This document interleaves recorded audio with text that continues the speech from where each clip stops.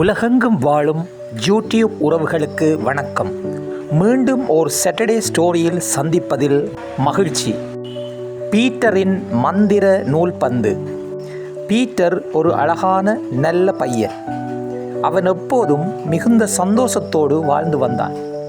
அவனை அவனுடைய குடும்பத்தார், நண்பர்கள், ஆசிரியர்கள் என்று எல்லோருக்குமே மிகவும் பிடிக்கும்.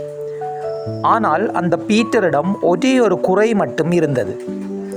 அவன் எப்போதுமே நிகழ்காலத்தில் இருப்பது கிடையாது. பாடசாலையில் படித்து கொண்டிருக்கும் போது மாலையில் விளையாடுவதை பற்றி யோசித்து கொண்டிருப்பான்.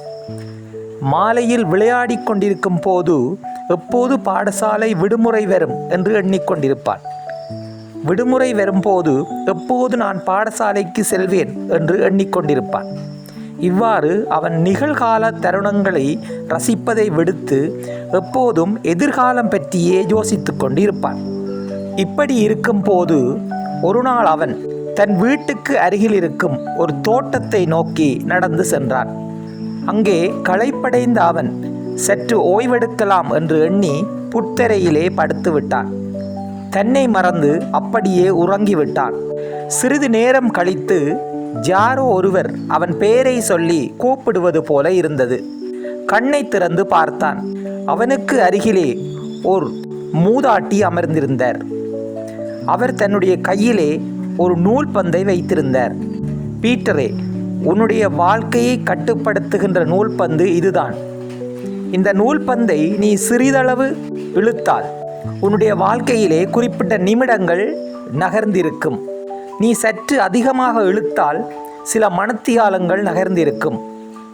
நீ இன்னும் அதிகமாக இழுத்தால் சில நாட்கள் உருண்டோடி எதிர்காலத்திற்கு சென்று விடுவாய். மிகவும் அதிகமாக இழுத்தால் பல ஆண்டுகளே கடந்து சென்று விடும். இதை நீ வைத்துக்கொள் என்று கூறிவிட்டு அந்த மூதாட்டி மறைந்து விட்டார். அடுத்த நாள் பீட்டர் வழக்கம் போல தன் வகுப்பறையில் இருந்தான்.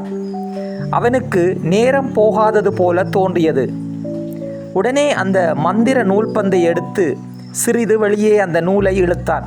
என்ன அதிசயம், அவன் மாலையில் விளையாடி கொண்டு இருந்தான்.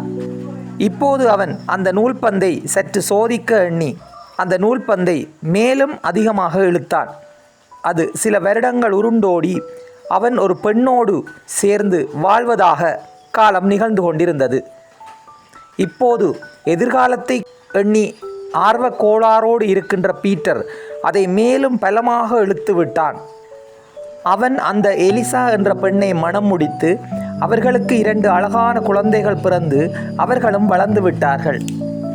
ஆர்வ கோளாறு தாங்க முடியாத பீட்டர் அந்த மந்திர நூல்பந்தை மேலும் இழுத்து விட்டான். இப்போது பல ஆண்டுகள் உருண்டோடி பீட்டருடைய உடலிலே சுருக்கங்கள் ஏற்பட்டு தலையில் நிறை விழுந்து 90 வயது கிழவனாக அவன் வீட்டிலே தனிமையில் இருந்தான்.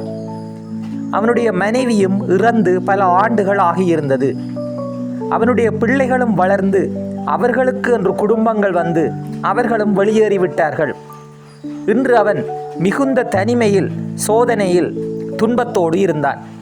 நிகழ்கால தருணங்களில் வாழ்வதன் அவசியத்தை அவன் அப்போது புரிந்து கொண்டான். இப்போது அவன் வெளியே வந்தான்.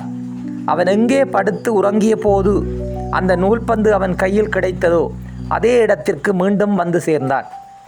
அங்கே சிறு செடிகளாக இருந்த மரங்கள் இப்போது வளர்ந்து பெரு விருட்சங்களாகி இருந்தன. அதே இடத்திலே படுத்து உறங்கினான். சிறிது நேரம் கழித்து யாரோ கூப்பிடுவது போல தோன்றியது. கண்ணை திறந்து பார்த்தான். அதே அந்த மந்திர மூதாட்டி அங்கே வந்து நின்றாள். பீட்டர், எதிர்காலத்தில் வாழ்வது எப்படி இருக்கின்றது என்று அந்த மூதாட்டி கேட்டார். ஐயோ, என்னால் தாங்க முடியவில்லை. என் மனைவியும் இறந்துவிட்டால், என் பிள்ளைகளும் என்னை விட்டு பிரிந்து விட்டார்கள். நான் மறுபடியும் சிறுவனாக வேண்டும். ஒவ்வொரு நிகழ்கால தருணங்களையும் நான் அனுபவிக்க வேண்டும். வானில் ஓடுகின்ற முகிற்கூட்டங்களை ரசிக்க வேண்டும். சூரியனையும் சந்திரனையும் பார்க்க வேண்டும். பறவைகளின் மெல்லிசையை கேட்க வேண்டும். ஒவ்வொரு நாளையும் நான் அனுபவிக்க வேண்டும். என்னை பழையபடி அந்த நிலைக்கு கொண்டு வந்து விடுங்கள் என்று பீட்டர் மூதாட்டியிடம் கெஞ்சினான். மூதாட்டியும் அந்த வரத்தை மறுபடியும் கொடுத்துவிட்டு மறைந்து விட்டாள். இப்போது பீட்டர் மீண்டும் சிறுவனானான். தன்னுடைய ஒவ்வொரு நாட்களையும் அனுபவித்தான். காலையில் எழும் சூரியனை வணங்கி ரசித்தான். பறவை கூட்டங்களை பார்த்து கற்பனையில் தவழ்ந்தான். மலர்கின்ற மலர்களின் அழகை ரசித்தான். பாடசாலையில் படிக்கும் போது படிப்பதில் கவனம் செலுத்தினான். மாலையில் விளையாடுகின்ற போது விளையாடுவதில் கவனம் செலுத்தினான். இரவு உறங்குகின்ற போது அந்த உறக்கத்தில் அதிக கவனம் செலுத்தினான். ஒவ்வொரு தருணங்களையும் மகிழ்ச்சியாக வாழத் தொடங்கினான். இந்த கதையை கேட்டுக்கொண்டிருக்கின்ற நீங்கள் எதிர்காலத்தை நோக்கி அவசரமாக ஓடிக்கொண்டிருக்கின்றீர்களா? அப்படியென்றால் உங்களுக்கு யாரும் மந்திர நூல்பந்தை தரமாட்டார்கள். உங்கள் மனதை ஒருநிலைப்படுத்தி நிகழ்காலத்தில் வாழப் பழகுங்கள். இன்றைய நாள் மட்டுமே எங்களுடையது. கடந்த காலத்தையோ எதிர்காலத்தையோ எண்ணுவதை விடுத்து நிகழ்காலத்தில் வாழப் பழகுங்கள். நீங்கள் மகிழ்ச்சியாக இருப்பதோடு உங்களை சுற்றி இருப்பவர்களையும் மகிழ்ச்சியாக வைத்திருங்கள். எண்ணம் போல் வாழ்க்கை. நன்றி.